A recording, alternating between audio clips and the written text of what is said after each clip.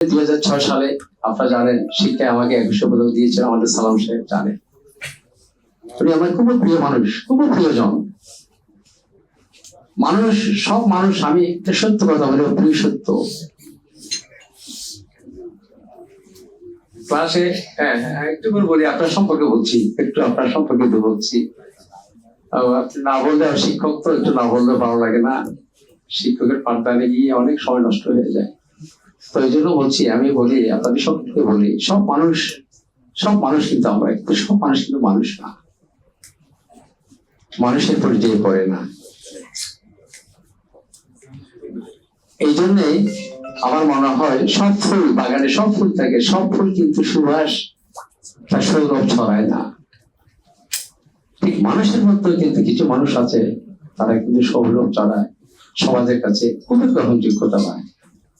আমি তার মধ্যে আমার এই পাশে যারা বসে, বিশেষ করে সালাম সাহেব এবং সিফুই, আমার এখানে কবি সাহেব থেকে যে যারা আছেন, বাবুল সাহেব সহ সবাই, আপনারা আমার খুবই প্রিয় মানুষ। তো যাই হোক, যে কথাটা বলছি, 2006 সালে দেখেন আজকে কত বছর আগে বেগম খালেদা জিয়া আমাকে দেখেছিলেন, একটা আস্থার জায়গা তৈরি করেছি, আমার দৃষ্টি আকর্ষণ করেছিল, ওনার দৃষ্টি আমি আকর্ষণ করতে সমর্থ হয়েছিলাম। তখন বয়স কত, এবং 1991 সালে আমি ওনার সঙ্গে প্রথম সাক্ষাৎ হয় সৌজন্যের সঙ্গে সুগন্ধায়, আজকে যে ফরেন অ্যাফেয়ার্স ট্রেনিং সেন্টার হয়েছে, সেদিনেই উনি প্রথম সাক্ষাতে উনি আমার দৃষ্টি আকর্ষণ করেছিলাম, একটা আস্থার জায়গা তৈরি করেছিলাম।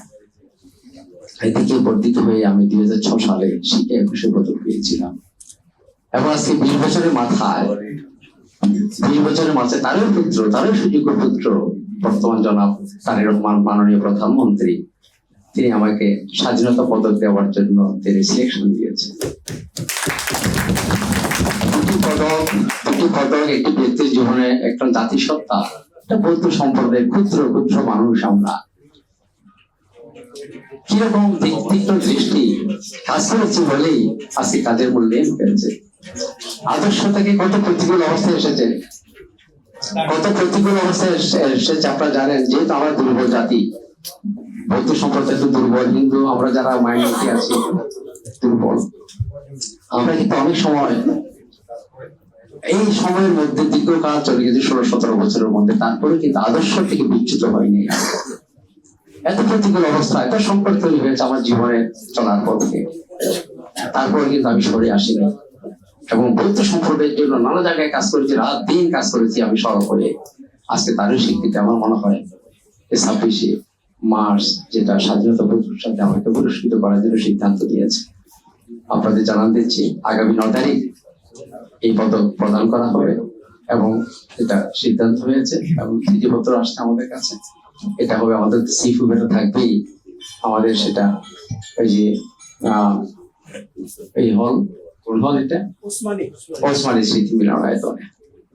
তো আপনাদের আমন্ত্রণ রইল। আবার আমার আরো বেশি আমাকে দোয়া করবেন, আমি যাতে এই দেশের মাটির জন্য আমি কাজ করতে পারি।